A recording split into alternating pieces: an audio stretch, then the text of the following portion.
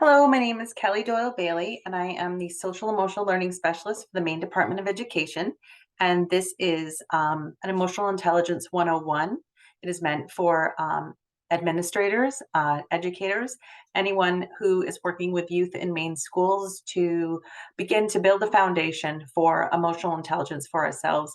And part of my work that I do with the Maine Department of Education is to also partner with our Maine School Safety Center to help folks really understand that the work that we do with youth in our schools to help them feel safe is about the connections and helping children feel a sense of real belonging in schools. We know that when kids feel connected in school, then we know that the safety and security of school is elevated. So I hope that this offering is useful to anyone who is looking to understand truly what emotional intelligence is. It's really meant to be a foundational, really just an overview. And if folks are looking to dig a little deeper into this, into all of the five elements, I have a 5-part training that's on the website. So what I would like you to know is emotional intelligence, why primary prevention really begins with us, and that it's really difficult for us to, as educators, to bring social emotional learning forward and embed this into our everyday academics if we really don't understand what these elements are for ourselves as adults. And this wasn't something that I really learned or knew about when I was training in college. And so it was something that I needed to learn. And I hope that you'll take some time to really unpack this and learn it for yourselves as well. So we'll get started here. I hope this is of value to you. And I hope I can advance the slides. For some reason, it's not allowing me. So, yeah.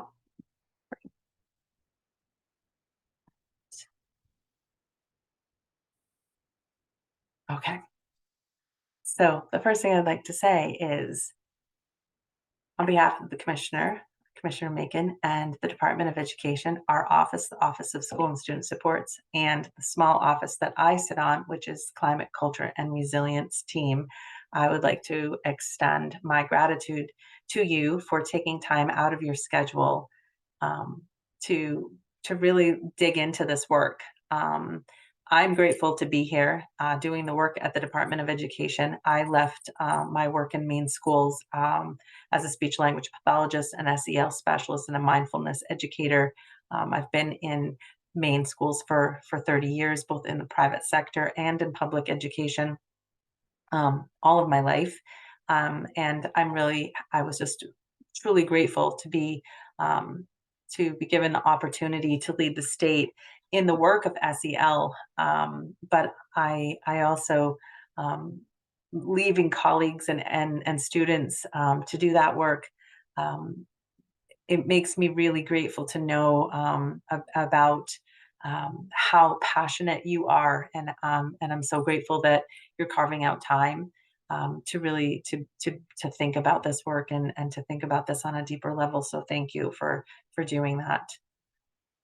Before we can really launch into the work of emotional intelligence, one of the things that is really important for us to do is to take a moment and ask ourselves how we are.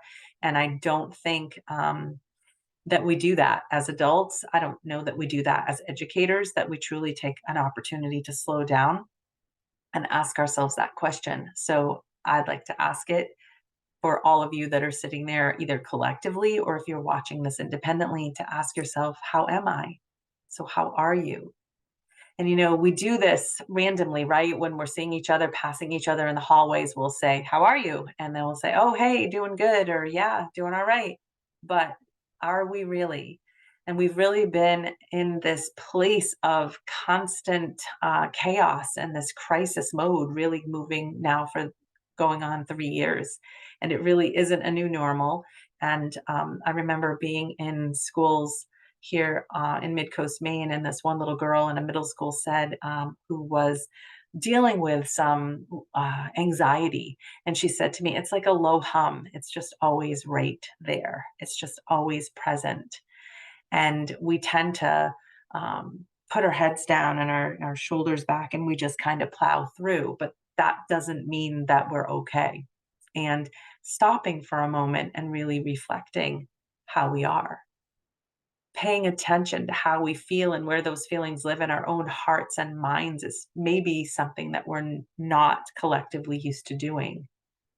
How many of us really take the time to check in with ourselves and ask that question? It's something that I have learned to do. It's a practice that I bring forward when I do these presentations live, or even in this sort of thing in a room all by myself.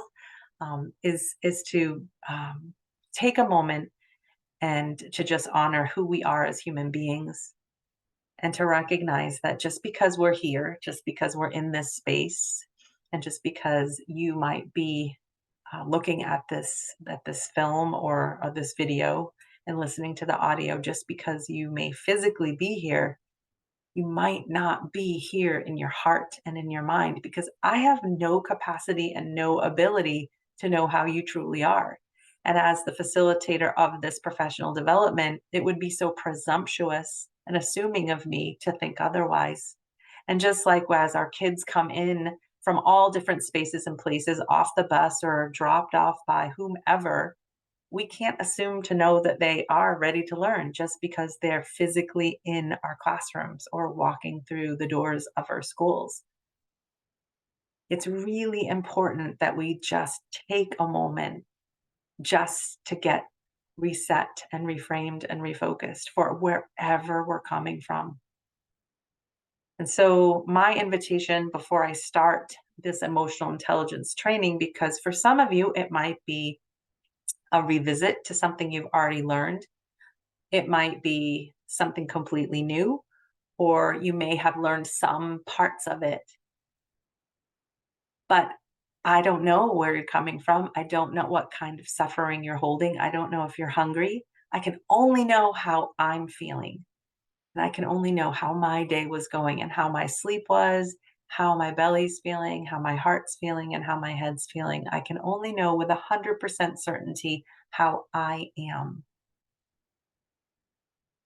And so the invitation is to just become unbusy for a moment. And unbusyness might not be something that some of us are comfortable with. And certainly we can see it in our kids, in the movements and the overflow and the extra energy to become quiet within ourselves. Mindfulness, for any of you who don't know, is from a brain science place, just the ability to become quiet for a moment, to pay attention, to be present right here, right now, with curiosity and interest, non judgment, for just a moment, to be still and quiet, not trying to control the mind, but just to breathe in and out, so that you can access the prefrontal cortex of your brain, the critical thinking part of who we are, without reactivity, without that alarming place of us, without the lid flipping part of who we are. So we can ask ourselves these questions. How do I feel right this moment? And where do these feelings live inside of my body? Maybe you can take a scrap of paper and you can ask these questions. If we were doing this live, you could put it in the chat. I've asked or invited people to do that before. And it's really enlightening to me and not all that unusual, especially if it's after school or if it's a Friday afternoon, or really whatever time of day it is. Most educators will say, I'm tired, or I'm overwhelmed, or I'm feeling frustrated, or unsure, or concerned. This is not an unusual feeling, especially when we're carrying all of this concern and this urgency of meeting academic standards for our students, and also concern for them as humans in the world and how they're going to be okay. We've heard a lot about that learning loss and the time that they've been away from classrooms and now they're back. And yet there's still time we need to catch up. There's that urgency of that. There's a lot of expectations on educators right now. But right in this time, in this place, how are you? Asking yourself that, feeling that, allowing yourself that gift of unbusyness.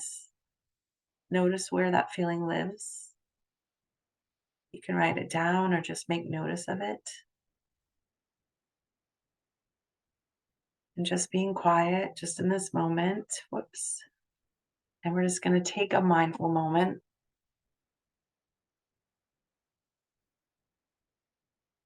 and just breathe. Just a few slow, deep breaths without trying to control anything in through our nose and out through our mouth. If that's comfortable, you can close your eyes if you'd like to, or soften your gaze, remembering if you're doing this kind of activity, sometimes things might come up for you. Just recognize how you're feeling, take care of yourself. Give yourself a moment to anchor your feet to the floor. Notice your body being supported by your chair. Just feeling yourself be held just for a moment in unbusyness. Notice if your body is leaning into that comfortable space of unbusyness, or maybe if you're resisting that. And noticing that with curiosity and interest rather than judgment, just saying, that's curious. This feels good. This feels safe. This doesn't feel safe. This doesn't feel good. This is uncomfortable. Just allowing it to be whatever it is for you in this still small moment. I'll hold space collectively for this learning opportunity just for 1 minute. Notice what happens inside of your mind as I hold space for the minute. Notice if you start to wander in your mind. Notice if you start ticking off the time. And trust that I will hold that minute. I won't let us go a second longer. Just breathing, that's your only job. That's your only invitation. Breathing, allowing, noticing, feeling anchored while I hold the minute starting now.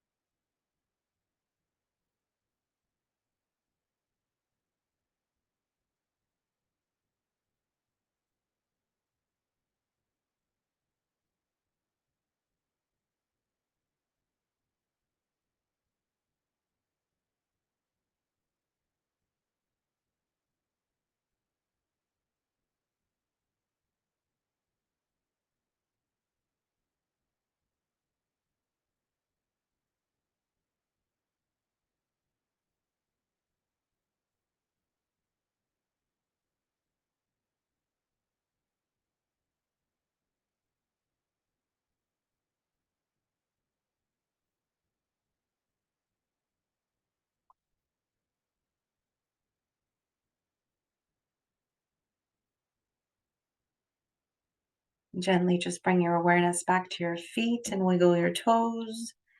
Notice that they've been here the whole time. Bring your awareness gently from your toes to your ankles to your knees to your hips to your core, your belly. Notice what your belly is saying to you, your belly to your heart center. Maybe just take a second with gratitude and notice the beating and the rhythm of your own unique heart. Taking that breath in, notice your shoulders, let them relax. Maybe let your arms just be long and heavy down by your side. Notice the muscles of your face, letting space be between your top teeth and bottom teeth, and just let your face collectively, all the muscles just relax.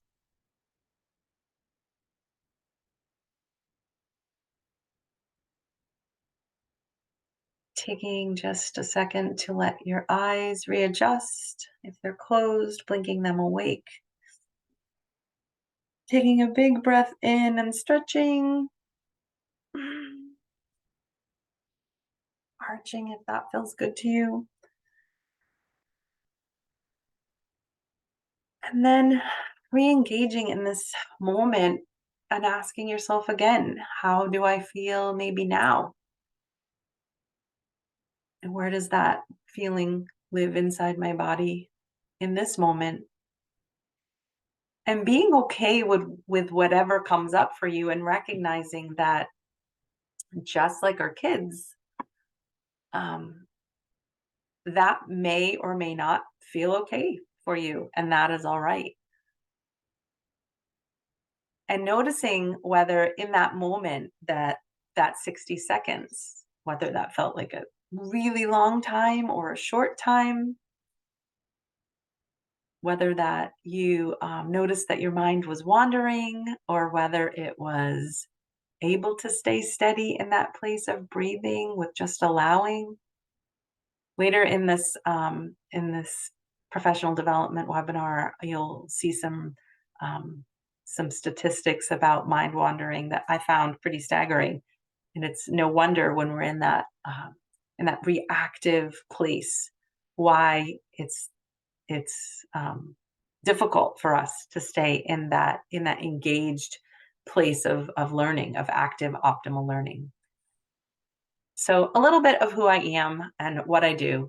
Like most of you, I wear lots of hats. I love this picture because, you know, as human beings, we're complex people, right? We're not just this one thing. We're not. I mean, you can look at all of these hats and you can say, yeah, like that's me and that's me and that's me. I'm a mom and I'm a wife and I'm an educator. I'm a speech pathologist. I'm a mindfulness person. I'm an SEL.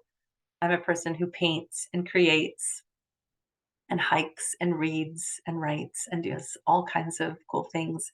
Um, I'm also a person that worries sometimes, right? I'm an SEL person for the state of Maine. So before I became the SEL person and the EI person, emotional intelligence person, I was out in the world with my daughter and I was creating books. And I am the co-founder of this company called Cool Kids Educate. And my daughter, Hannah Bailey, who is an art educator at Bucksport Middle School, she teaches 5, 6, 7, 8 art education.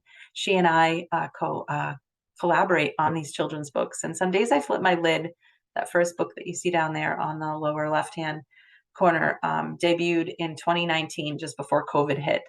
It sat in a shoebox. The manuscript for that sat in a shoebox for about 18 months. So I wrote that in 2017. It sat in a shoebox in her old bedroom while she was student teaching. And it's loosely framed around my son, who was the best lid flipper of my life, the best teacher, both of my kids. But Doyle, especially, was a failure to thrive baby. And he taught me a lot.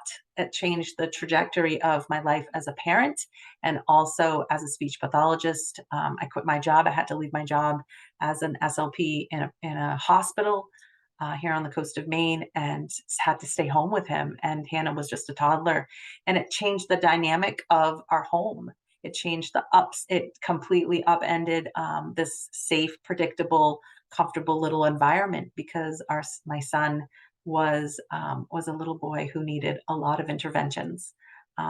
If you ever know anybody who has had a child who's had birth trauma and subsequent developmental issues, it changes your life. And feeding issues. He ate from a tube as a child and needed a lot of occupational therapy and physical therapy and developmental eye therapy. Couldn't read until the third grade and needed a lot of interventions. And he was one massive lid flipper. And because of that, a lot of work that I needed to do to understand how his central nervous system was hardwired changed me. It led me down a path of understanding the brain in a way that I didn't learn in college as a speech pathologist or as an educator. I trained with some of the most fantastic people around the world. And Svetlana Maskatova was one of them. And she trained me in neuro developmental birth reflexes. And I also was able to do a lot of work, my own work with Dr. Dan Siegel's hand brain model and lid flipping. And I was in schools and I was teaching later. I always neglect to tell the story. Doyle is a thriving adult. He's 24 years old now. He's 6'2", 240 pounds. He's a master machinist and welder, and owns his own landscaping company, and likes to tease his older sister to say that he makes more money as an independent welder and machinist and lawn care specialist than she does as a teacher.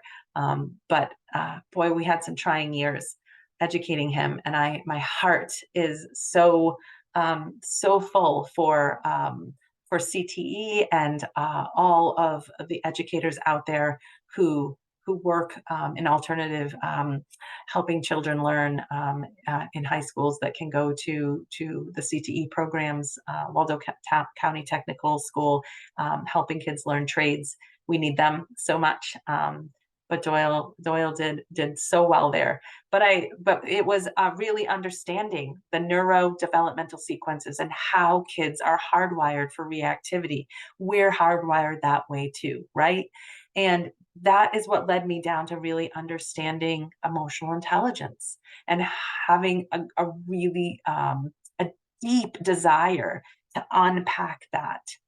I was teaching that hand brain model of when we feel safe, the prefrontal cortex right here is able to activate, and we can think and listen and learn. And I'll talk about this later in my presentation. But when we're afraid, we flip our lids and lose our cool. When we're embarrassed, we do that. And the amygdala is activated, and there's only a few things that we can do. I'll talk about this later. And a teacher said to me one day, I wish you could write this down. I wish you could write a book. And I said, I don't know anything about that. I don't know how to write a book. And but with anything, right? Somebody plants a seed. And I remember also a teacher once when I was a kid saying to me, I wrote a story and said, you really don't do a great job. You don't spell well, And so that kind of stuck with me. But I really had this deep desire to share. So I took a writing class, children's writing class with Steve Acorn at the University of Maine. And his advice was, you write from a place of knowing. And I knew my son. And so I wrote this book and I stuck it in a shoebox because I didn't know what to do with it. And the universe had a different plan. And the manuscript ended up in PESI, which is a behavioral mental health company out in Wisconsin. I was getting ready to do some speaking for them before the Department of Education even knew they wanted an SEL specialist. And they asked me if I had any publications. And I said, I have a manuscript sitting in a shoebox. And they asked to see it, and they loved it. They gave me a book contract. I told them that I had an illustrator. They said, no, thanks. We have our own. I said, no deal. They took a shot on me and my daughter. And now we have 4 beautiful books out in the world and 2 more in the queue. And we're delighted. They're used across the country, and they help children understand lid flipping.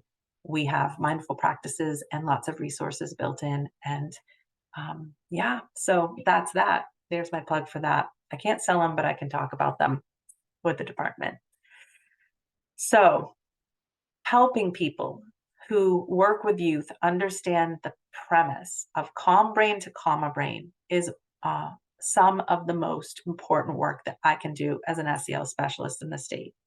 It is my passion. It is the thing that I feel that most educators really need to hear. Most people who work with students, I don't care what capacity, whether you drive the bus, whether you are serving them the most delicious food at school, you are helping them in the library, are you tech ed? Are you working with them in art or music or PE? Whatever your role is, a coach, custodian, whatever we're doing, office administrator, whatever your role is in the school, if we don't have the capacity to be regulated and integrated and calm, we don't bring that work to our school culture and build that into what we do in our classrooms and in our school community, that we will not ever be able to help our children co-regulate.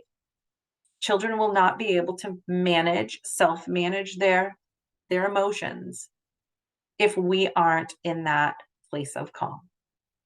It's not our job to join them in their dysregulation, and they cannot regulate once they are dysregulated by being told to do so.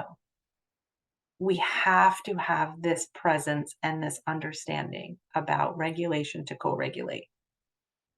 And this is the very first time in the history of all of the Department of Education since I have been in education that we have a commissioner who understands that part. And this is epic, knowing that human beings matter and that's the part that relationships and connection and matter and belonging and safety are the number one factors in primary prevention. It's beyond me. It's mind-blowing. It's where we need to put the work. It's front loading that. And when that is the thing that we can hold, that we can hold most dear, and we can put all of the work into that, then all the educational things come about so much more easily. So my number one role is to help adults cultivate and invest in the development of their own emotional intelligence. Because before we can begin to have social emotional learning embedded in our everyday academics and understand all the resources and put more things on the plates of our teachers, we have to begin with ourselves. We have to teach social emotional learning with intention to our children, but we have to understand where the gaps are in our own EQ, our own emotional quotient, emotional intelligence, not our IQ. We have to dig into the SEL part of the heart brain connection. And where are the gaps? This started way back before this man with lots of research, but this is the guy that made it the most popular, Dr. Daniel Goleman. He first introduced EQ in 1995 around, and since the concept has exploded in social emotional learning, TASL, the Collaborative for Academic Social Emotional Learning, really popularized this and brought that framework into schools. But this man, Dr. Daniel Goleman, said, hey, corporate America, if you want your workforce to be more productive, if you want your workforce to be happier and to bring about more money, then you need to help those folks feel like they matter. And how do we do that? By helping them understand that we are so much more than the work. And that's it, right? That we have to look at our schools and we have to look at the framework of our schools and we have to see that it's not just taking kids and putting them in our seats and teaching them a specific skill to get them ready for workforce. It's about bringing them into schools, which is what we all do, right? We bring them into schools and we help them connect in a community and show them how they all collectively matter and have a role to play. Because if we can't work together as a team and contribute, then it doesn't matter individually how strong we are. It's collectively that's going to get the work done. This is something that, Dr. Goleman didn't invent. It's not a new concept, but maybe it's a forgotten one. Because Aristotle said way back when, educating the mind without educating the heart is no education at all. So Goleman took these four concepts: self-awareness, self-management, social awareness, and relationship management, and he unpacked them and he said, you know what? In order for us to feel like we contribute to the world, we first have to have a good awareness or recognition of our own emotions, thoughts, and feelings and how they impact our behavior. Can't just walk around and just be completely oblivious to our thoughts and feelings and how those thoughts and feelings impact not only my behavior, but how that behavior affects other people.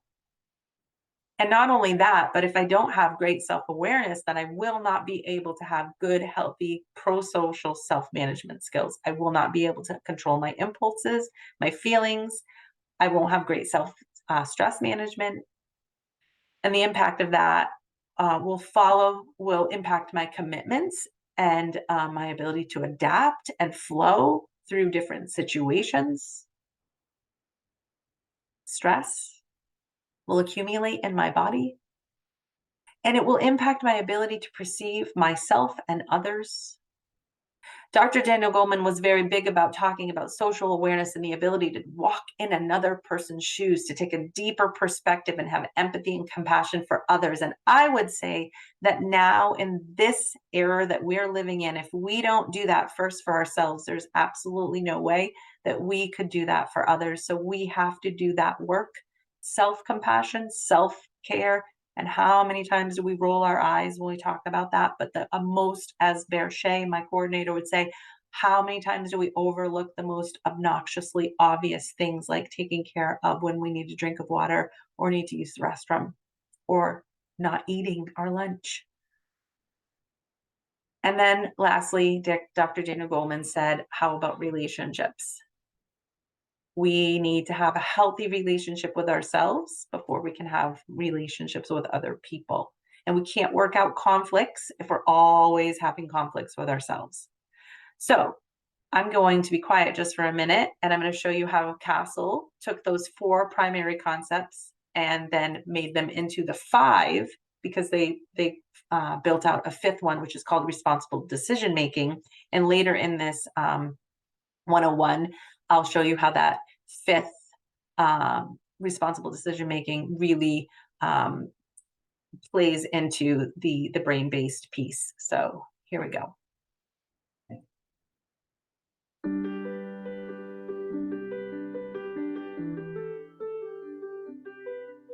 Social and emotional skills are the essential skills for success in school, work, and life.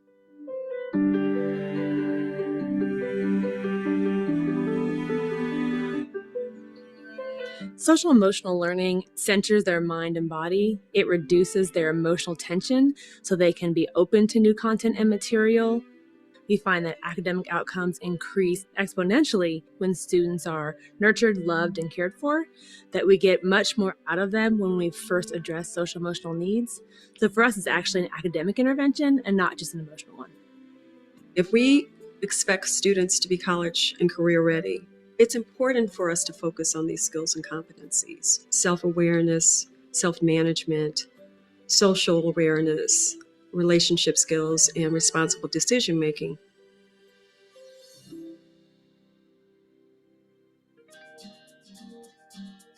Self-awareness is the ability to identify your emotions, to be able to tie thoughts and feelings to behaviors. We find that self-awareness is one of the hardest things for young people, being aware of their own body space and the impact of their words and emotions on other people. So a lot of the work we do is reflective, through conflict mediation, through circles, through journaling, having them see their own impact on the world, and then how to shift that or make a different choice next time. Self-management is the ability to self-motivate, to have self-control, to regulate one's emotions. In the classroom, that may be a breathing exercise, or that might be counting to 5 or taking a break. So with students who don't really know how to deal with their anger or don't really know how to resolve conflict, we're giving them a tool that helps them deal with it in a less stressful way. Social awareness is about embracing diversity, showing empathy for others. Activities might include service learning projects, addressing social justice issues. Role-playing is a great opportunity for students to address how a person might have felt in a conflict on the playground. We're going to see if other people have had some of the very same experiences around bullying that we've had. You're in my boat if you have a bully now. Well, I see a lot of people. Relationship skills are important in project-based learning. It's the ability to work cooperatively with someone, to resolve conflict. It's the one skill you need your whole life. You may not need calculus tomorrow, but you have to know how to work in relationship, whether it's for a coworker or a life partner. You have to know how to handle conflict and how to handle challenges. Sometimes at recess, Marnie would come over and just start talking about us and saying mean things. Is it your job to make Danae's job at school hard? No, I know it's a form of bullying, and sometimes I'll say sorry to her. So you choose to be someone's ally and make a better choice. Responsible decision making is considering the well-being for self and others. It's evaluating the consequences for various behaviors or actions. We do this through shared agreements, one-to-one problem solving, or having students debate an issue. If you were like, "Hey, Kashida, what can how much does an A cost in this class?" and you like took out your wallet and and I was like, I think $50 would work. Which one of us would be corrupt in that case? You're the one that's asking for the money. We're truly teaching these students to be productive citizens. We're teaching them life skills. We're teaching them how to problem solve effectively. We're teaching them how to be resilient. I think of all the billions of dollars we've spent on Title I and all these intervention programs. And when all is said and done, what do we have to show for it? I think we're trying to teach technical things instead of devoting some of the resources to teach who you are as a person. Once you know who you are, then learning becomes exciting because you've already established a discipline.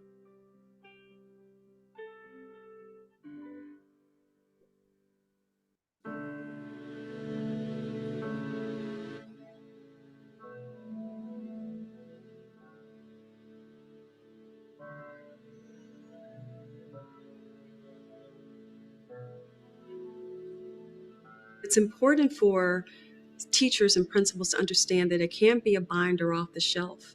It can't be something that happens from 2:15 to 4:30 on Tuesdays and Thursdays. It has to be part of the school culture. Giving teachers flexibility, giving them a range of skills, giving them different ways that it can look, and allowing them to take their own personality and match that to what they want in their classroom has been the best way to get authentic, true practice. If we continue to do what we've always done, we're always going to get what we always got. Is that good enough? I don't think it's good enough for the 21st century. We need to be the outliers to try things that have never been tried and see if they work. What are we waiting for?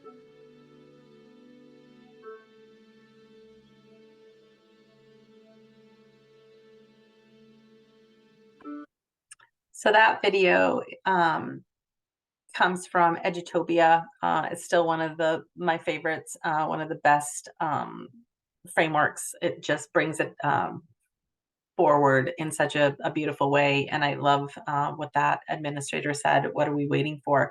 I can tell you that in the nearly 3 years that I've been at the Department of Education, bringing SEL to the front and center for Maine has been such a tremendous gift, and I'm so grateful to have this opportunity. One of the things that I have been able to see is that we're still at a place where we have a great deal of work to do in our own space, and that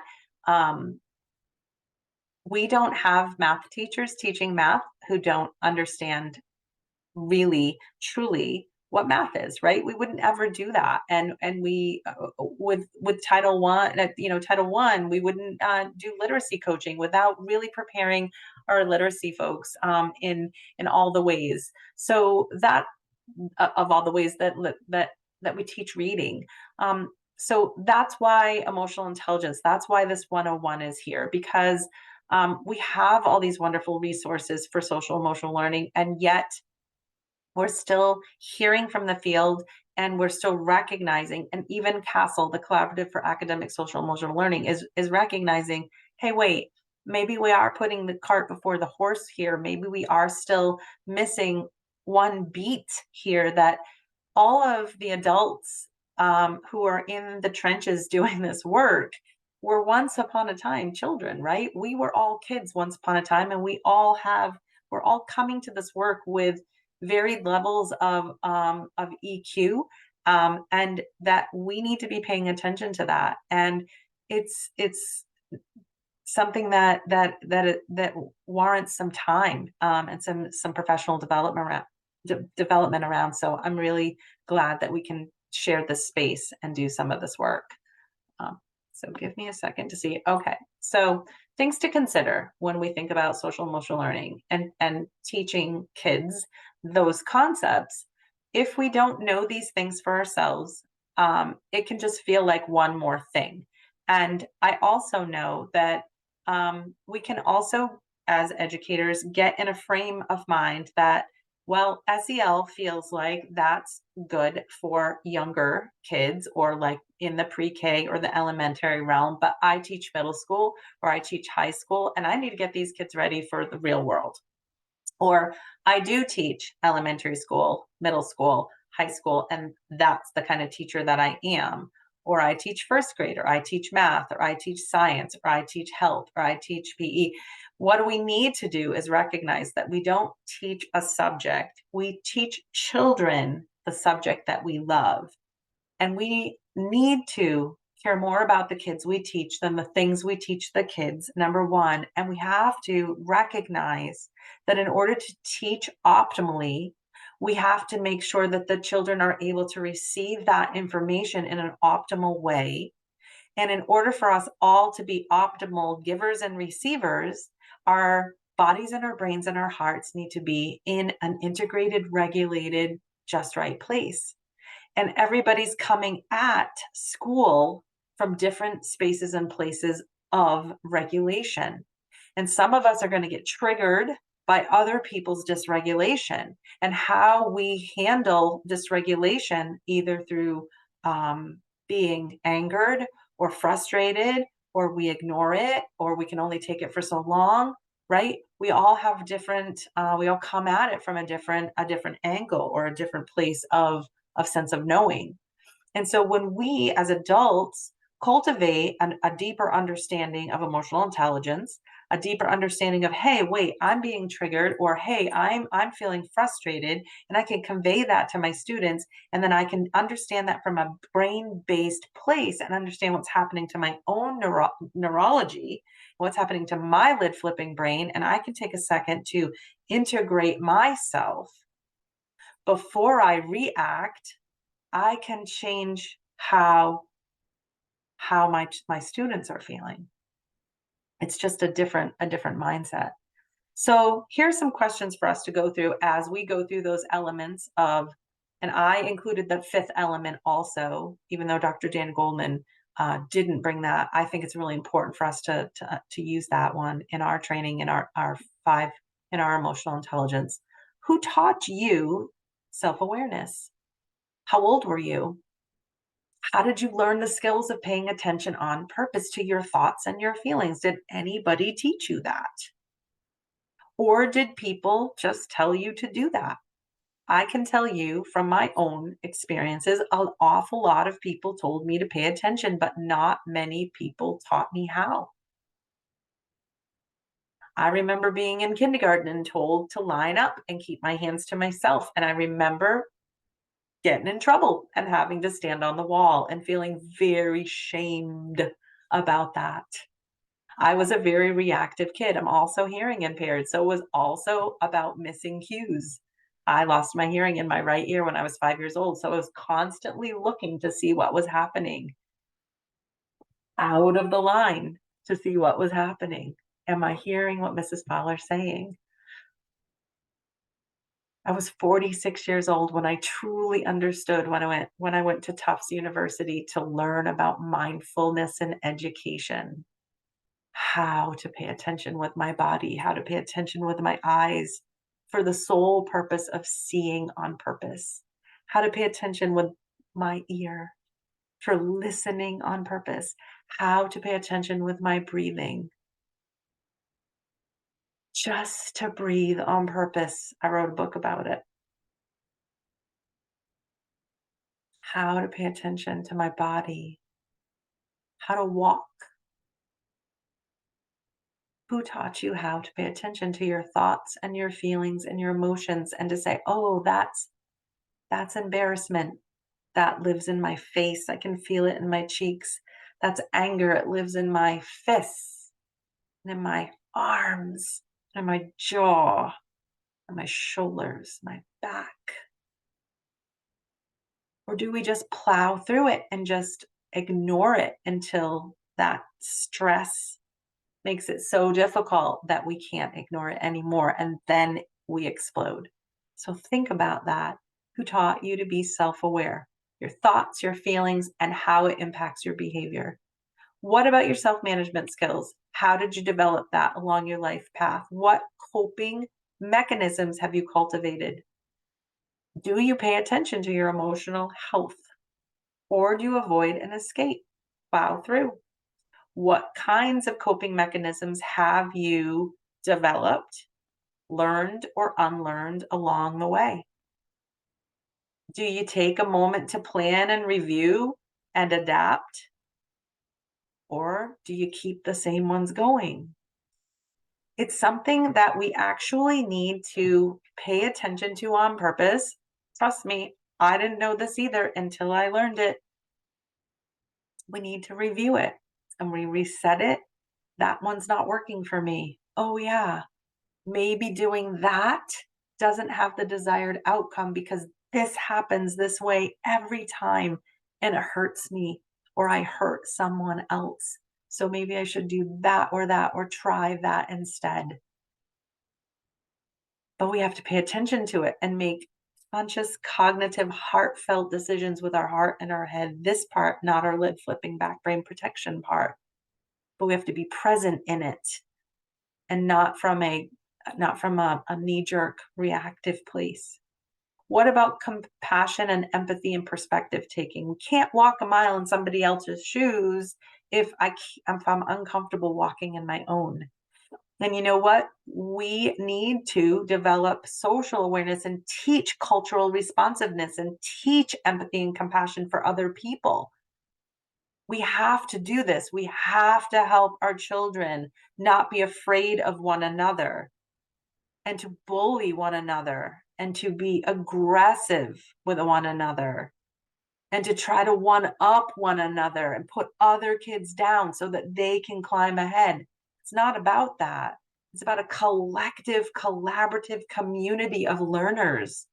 We all learn, we all teach, we all grow, we celebrate, right?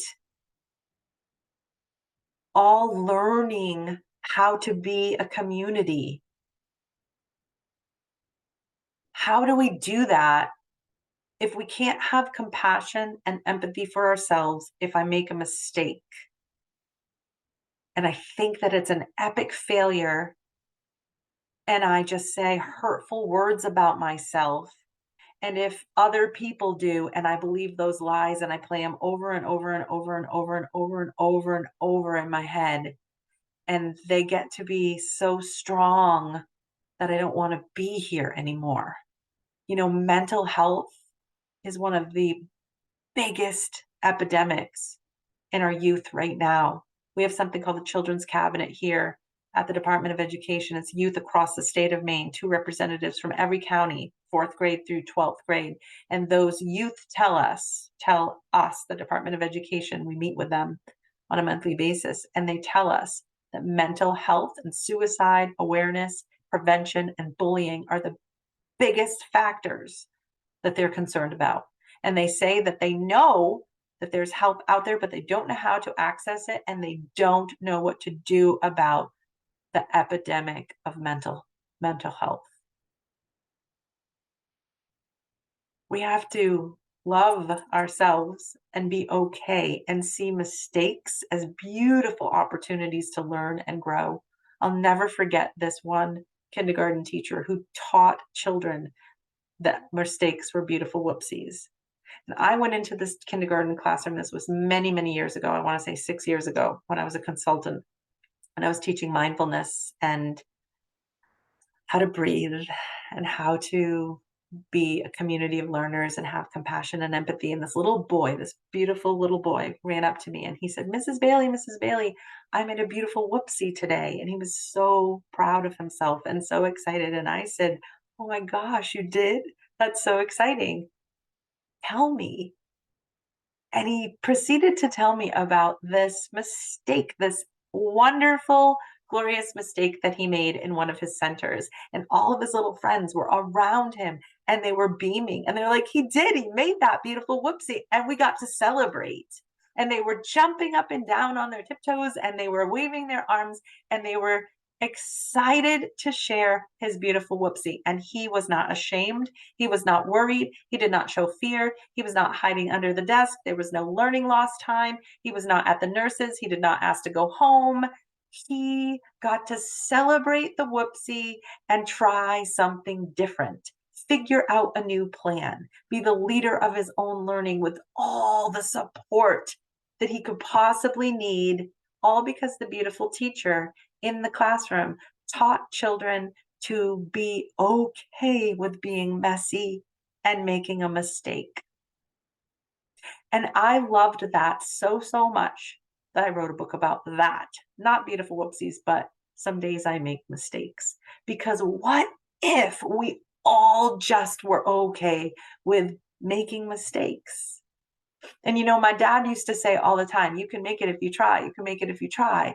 And I used to think, yeah, I can make it if I try, but what about kids? And I had a bunch of support in my life, but what about kids who didn't, and trying wasn't enough?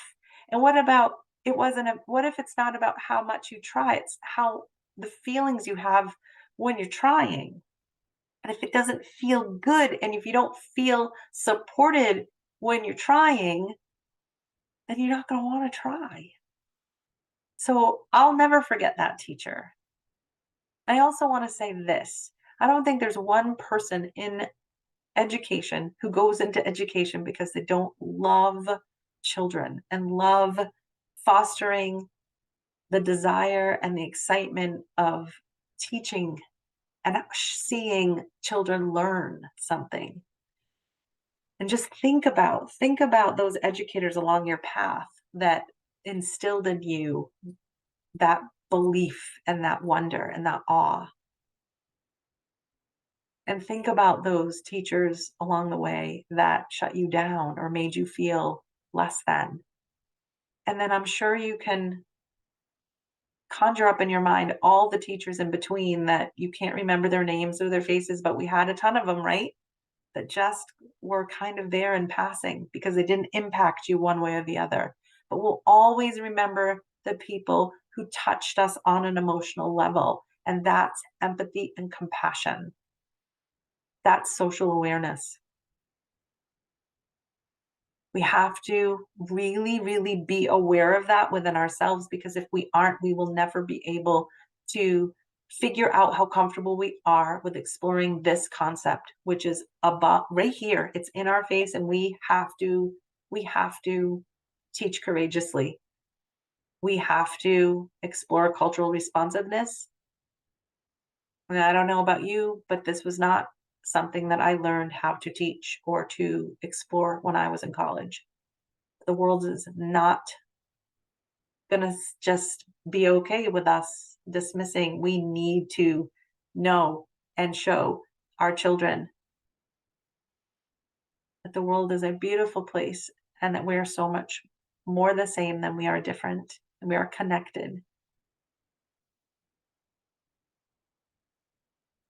What about your relationship with yourself? What does your self-talk look like? Again, do you see yourself as mistakes and epic failures, or do you see the mistakes as opportunities to learn and grow?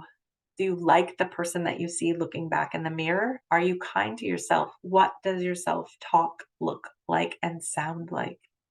Before we can have relationships with other people, including our students, we have to have good, right relationships with ourselves, and it begins with our self-talk.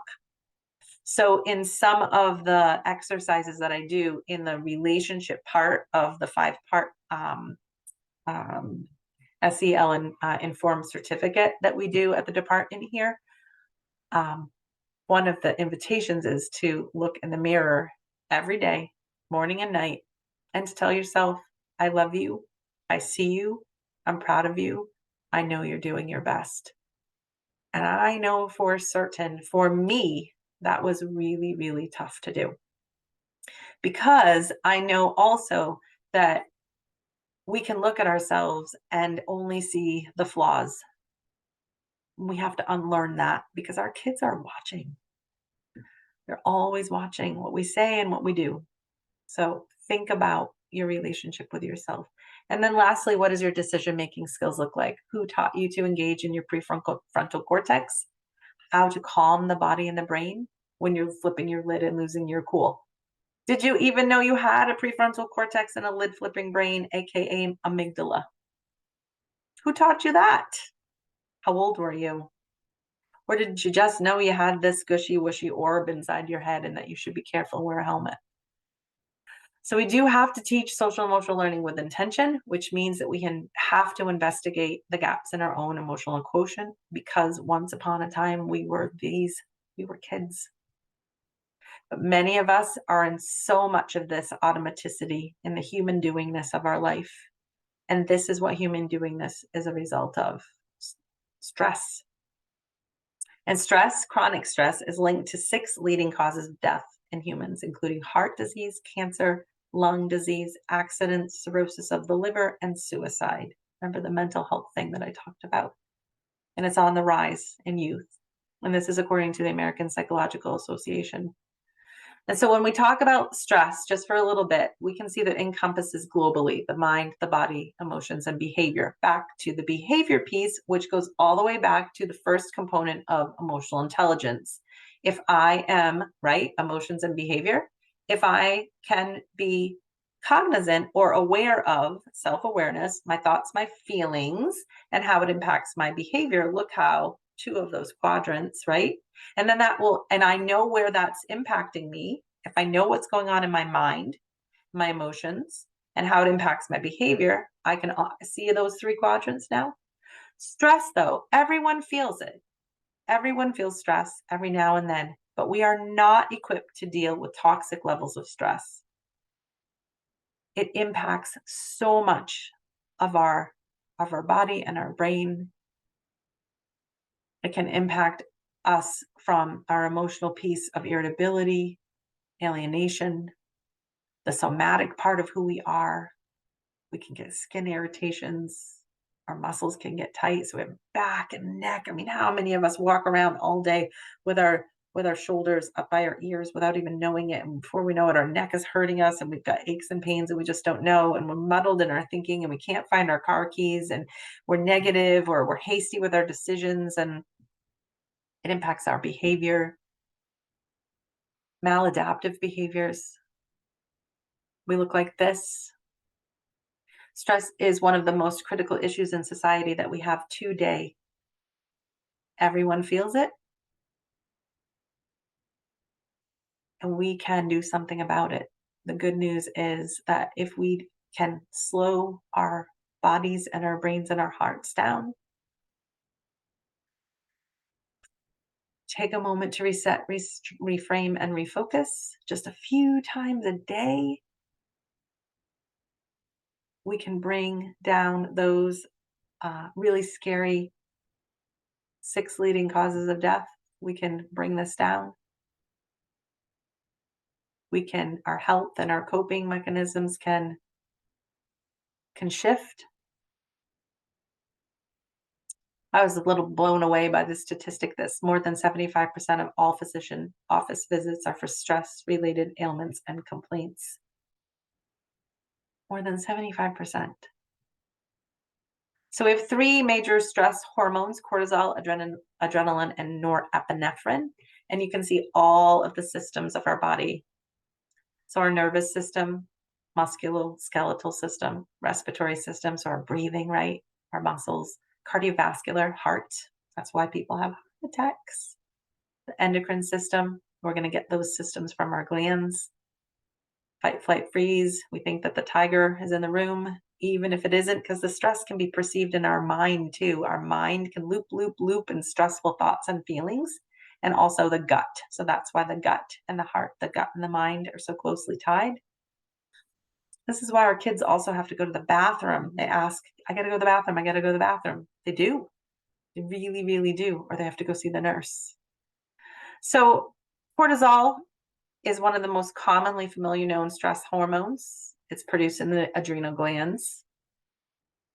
When cortisol is in high levels, it can hang around for a very, very long time and constant surges of cortisol can result in the reduction of the fibers that send the messages to the motor neurons, and we can't make good decisions. The only thing we can do is fight with our words or our body, run away, flight, freeze, or fawn, submit. Adrenaline. I think these folks here better have some high adrenaline if they're going to be jumping off this cliff. But not all of us are taking these big leaps. This is only for when we need quick reaction. When the tiger, right? When the tiger is going to eat us, we need to get out of there. But this is in our DNA. And this is also if we've been traumatized in some way and that those ACE scores are high and we are carrying this trauma in our body because the body keeps the score, it doesn't forget. And when we get dysregulated, right? When we're dysregulated, we're in that fight, flight, freeze zone, submit, fawn. The adrenaline's going to be pumping. I'm not going to be able to listen to you, and I'm not going to be able to tell you what's wrong. That's a high level perceptual abstract language concept processing. My language center is going to be shut off because that part of my brain isn't going to be able to be accessed. I'm going to be trying to get out of there. Norepinephrine is going to be pumping. It's the stress hormone produced by the adrenal glands and the brain. And I'm going to say, I'm in danger. All of the things that I need for communication and for calm are not going to be accessible to me in that moment. Think about if you're driving a car and you're just going to the grocery store and maybe you're listening to music, maybe you have kids in the back or not or whatever, but it's a nice day and you're listening to the music, and then all of a sudden a deer or an animal runs out in front of you and you have to brake fast so you don't hit whatever is in front of you. And your heart, everything reacts, big heart starts pounding in you. Everything. You won't remember the song that was playing on the radio. You won't remember the conversation that you were having. You won't remember the grocery list. The only thing you will remember is the reactivity. You'll hear the rushing of the blood, heart. You'll feel it's just the big old reaction of stress, the adrenaline, norepinephrine just thrumming and humming through your body. It's quick, it's reactivity. And just in case we've forgotten, and how could we have been living in this constant state of COVID-19 stress now for almost 3 years. Like the little girl said, it's like a low hum. So it's just a little elevated, just a little bit back brain protection. So we can only be regulated and integrated in using this part of our body and brain, this part, the thinking brain, if we're integrated ourselves. We can help co-regulate children if we're calm. But we have to pay attention on purpose about how big our stress is. And we have to ask ourselves that on a daily basis. And so we have to ask ourselves also, are we a human being or a human doing? How do we characterize ourselves? And it doesn't mean we're bad people if we're, kind of addicted to the, big energy of all of it, of the busyness. But can you come back to reset? Can you be present? Can you be a good listener, patient and flexible, curious? Or are you always up there in that heightened reactivity, always juggling, quickly talking, walking, chewing gum, never quite coming back to a place of balance? So this emotional intelligence work starts with the brain, which is a complex neural network of pathways. And our brain only works optimally when we feel safe, connected, and in right relationship with ourselves and other people. We've got the prefrontal cortex right here, the critical thinking brain that does all that high level work. And we've got that amygdala back here, that little almond shaped part of your brain that's in charge and reacts when we don't feel safe, when we perceive stress, when we perceive danger. All of that neurochemistry, the dopamine, the serotonin, all of the stuff, the oxytocin, all the stuff that helps us with that attunement and intuition and empathy and insight and emotional regulation and the thinking and the remembering and the doing, all of that that happens up here in the prefrontal cortex, that gets replaced very quickly as soon as we intuit danger. As soon as danger, as soon as we think or even perceive, it doesn't even have to be real, that something is not okay. Boom, it shuts down and is replaced with cortisol, norepinephrine, and adrenaline. The back brain protection amygdala says, my turn. I don't think you're safe, so I'm going to make sure you are. And we're either going to fight with our words or our body, or we're going to run away, flight, we're going to freeze, or we're going to fawn. And that's what we're going to do. It's your protecting brain. It's the structure right behind. It's like a small almond. It's crazy to me. And its the main job is to regulate our emotions. It acts like the guard dog and it protects us from threats, real and perceived. And when we're grounded and centered and calm and cool, incoming information can be directed from the amygdala right up to that prefrontal cortex, and we are good and we can learn optimally, and we are able to listen and learn and store information and flip it around and have working memory and all the good stuff that folks want to teach us. We can do that the best we are capable of doing on that day. But when we're in stress mode, the amygdala activates and all we can do is survive. That's it. So we have to cultivate self-awareness. And we do that by having improved relationships with ourselves. When we talk about relationships later in the series, it means having a positive and healthy relationship with us first. When we cultivate self-awareness, we have improved mood, we have clear thinking, better judgment, more effective communication, and increased productivity. Sounds pretty good. Things to consider. I'm aware of my own emotions. Culturally grounded beliefs and backgrounds are precursors to my emotional reactions. I understand how they impact my social teachings and practices with my students. I understand how my students' responses, both perceived by me as positive or negative, in fact, affect my emotions and my behaviors during my instructional teaching practices. This is really big, right? We have to be attuned and dialed in when we are teaching our kids. Again, it goes back to that caring more about them as human beings than as human doings, and really caring more about them than the thing we're teaching them, and seeing them collectively as a collective learner, and really having all of the kids knowing that we all learn and we all teach, and that I'm not the authority. I have something I want to share with you, and I would love your impact and your feedback too.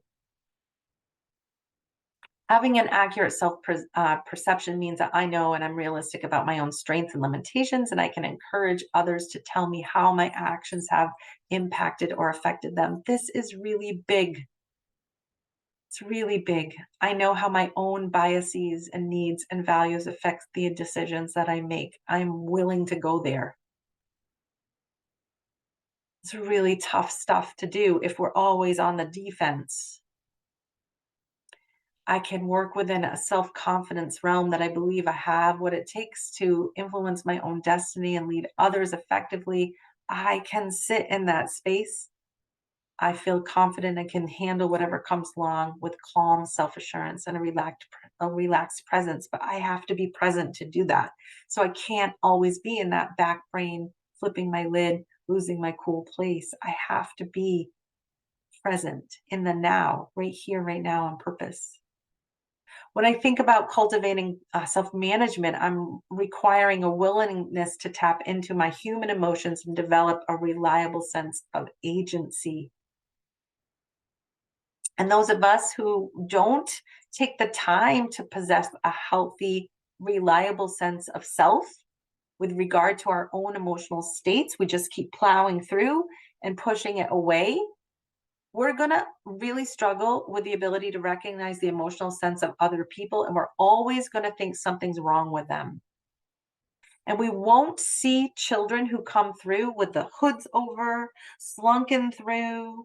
We're always going to wonder what's wrong with them instead of asking the question, I wonder what's happening to them, or I wonder what's happening with them. And we'll always be separated with fear. We will not understand them from a place of true heartfelt sense of care. And the kids will recognize it too. That we'll be separated from them. It's really critical. It's critical for us as adults to master this so we can help our students develop strong agency for their own selves. And this is where social awareness is built. It's empathy and compassion and understanding, first for ourselves and then for one another and then for humanity. Because I believe with my whole heart that teachers are here to help grow good human beings in the world, not just get them prepared for whatever their life work is going to be, but to be good people.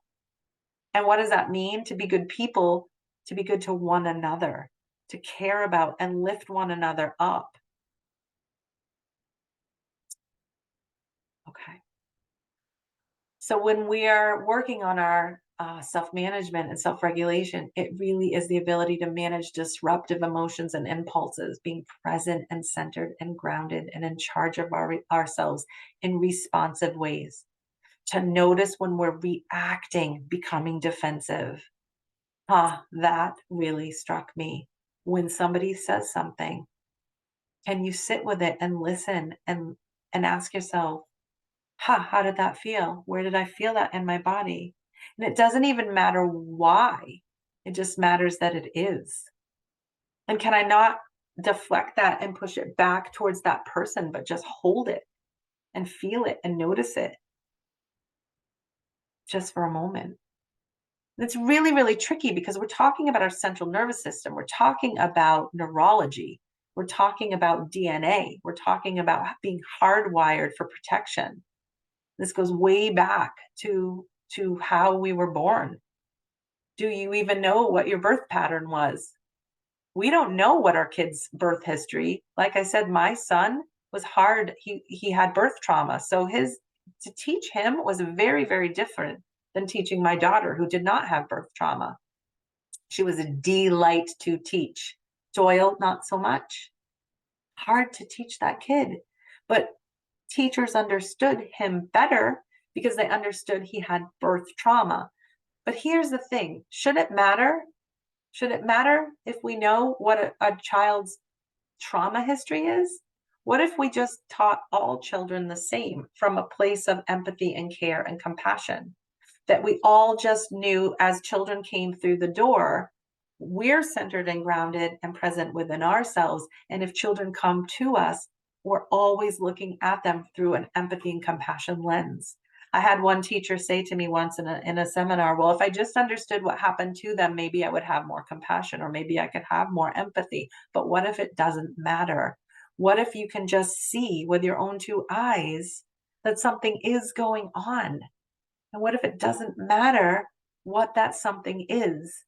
Know from a place of neurology and heartfelt senseness that something is happening in this child's life that's causing them to flip their lid.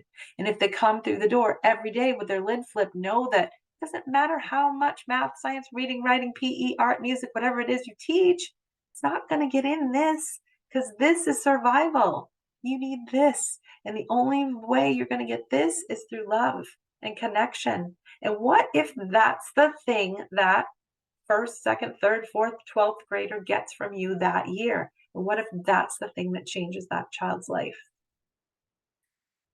If the central nervous system feels safe with you that year. Just saying. We have to recognize our own emotions, being present in our own life, making that emotional roadmap, checking to see if I'm acting as a human being or a human doing. Again, one of the most profound things that I started working on is shifting how I talk about emotions. And in that emotional perception roadmap, I started going deeper in the labeling of feelings and having the non-attachment to the identity of the emotions and reframing the emotions that I am talking about. Instead of saying, I'm sad, I'm using the word feel. I feel sad. Because feelings and emotions are fleeting. I can feel sad one moment and I can feel elated the next, or I can be both. But they're feelings and they'll come and they'll go and they don't define me as a human. So if a child or, a big kid, a little kid, it doesn't matter, and they come up to you and they say, I am so angry. If you can help them reframe it so that they understand that they are so much more than the sum of their emotions, and we can reframe it for ourselves. I know I feel that way sometimes too. Sometimes I feel anger. Just planting that seed that we are not the emotion we feel, and doing that for ourselves too is really, really profound.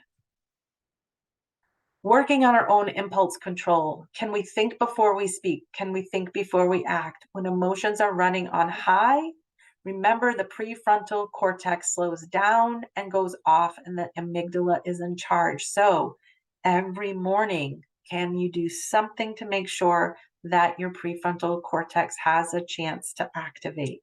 Breathe before you get out of bed. Don't get out of bed urgent and angry or frustrated and aggravated and growl and say, oh, I have to do this day, or I have to go to work. Flip the script and say, I get to do this day, or I'm grateful to do this day. I get to go to school and teach kids. Change it. Delaying gratification is another wonderful opportunity for us to practice these emotional intelligence skills. It's rooted in the maturation level of our contentedness with being present. And it's so hard to do some days. Because a lot of us, including myself, can spend most of our lives wishing we were someplace else, always wishing we were doing, I will be happy when this gets done, if I could just get to this, when the next great thing, because if I could just get to that, or if I can just cross this off my list, then I can be happy. Or if I just want to get through this week. But then there's always going to be something else that comes up that pokes us. We're always going to have that something that we can always perpetuate our state of emotional suffering. Stress management. The skill requires the acknowledgement of the stressors present in our life and that automatic stress state, making conscious decisions to take care of ourselves. And it's not selfish. It's really, really important. That's why I wrote it twice. Actually, I think that was a mistake. Doing the obnoxiously obvious things like drinking water, going to the bathroom when our body tells us it's time, not overriding those things, not going all day without, we all bring the water to school and it sits on our desk all day. Maybe we take a couple sips and then our tongue is so heavy by the time we go to the IEPT meeting, or we're driving home, or whatever it is we're doing, and the water is still in our jug, or we eat our lunch on the way home, or it's 3:30 in the afternoon. So just taking moments to breathe. Coping, emotional regulation skills help us with adaptation of responses to anxiety, worry, and fear. So can we make sure to take some time to seek support? All of these things that we're talking about here are not to replace family, physician, mental health specialists when life stressors become too big or too much to handle. But we really need to pay attention to our coping mechanisms. Not turning to maladaptive coping, blaming others, withdrawal, denial, depression, despair, substances. And remember that where there is hope, love, and courage, resilience, and determination, where all of those things exist, we can persevere. And this is where a case for mindfulness, if you are at all curious about it, or if you do have a practice in mindfulness, this is where this comes in. I love just the concept of being purposefully right here, right now, with a curiosity and curiosity without judgment, just being still for small moments. And brain science says, Harvard says that 47% of the time that we're awake, we're engaged in a memory, thinking a thought, or making a plan. So if we are nearly half the time that we're awake, we're in that place, that state, then we're not truly present in our life. So, some mindful practices that we can effectively develop for self management skills in adults and self awareness is to remember to cultivate mindfulness as a tool to become present in our life, calming our heart and our brain for optimal health. It allows us to become very self reflective, and we can control the emotions rather than to have the emotions be the thing that's in charge of us. It's not a substitute for mental health and good mental health practices and supports and therapies, but it certainly is. It can be a coping tool. It's critical for humanity, presence of mind, caring, cultivating empathy and compassion, especially for yourself and others. Some of the things that you can do is you can develop a practice of daily gratitude. You can breathe on purpose. This practice helps to slow the heart rate, lower the blood pressure, sharpen our mental focus. It's backed by brain sciences supporting strong functioning of the prefrontal cortex and the executive functioning skills. Right here, how we put it all together. Listen, remember, do. Breathing on purpose is the first mindful practice to master and can shift our reactive to responsive life patterns. We can commit to 5 minutes of focused breathing in the morning and in the afternoon, breathing in through your nose if it's comfortable and out through your mouth. If you're interested, there are lots of wonderful apps that you can download. I have put some free mindful practices on my website. There's also tons and tons of YouTubes that you can listen to. Noticing everything. You can use your sensory system to be aware of everything. Just sitting outside and listening while you breathe to what you hear. Noticing what you see. Taking big breaths in and noticing what you smell and feel and taste. This is called grounding through the senses. It helps us shift from automaticity to real kinesthetic, tactile, somatic purposefulness. When we really take some time to journal, you can journal every day how you're feeling, some of the feelings that you notice during the day. You can begin with your own self awareness. Keeping a self awareness journal is another wonderful way just to write down your feelings, to pause and self reflect. You can notice what surfaced during your mindful breathing. You can journal that.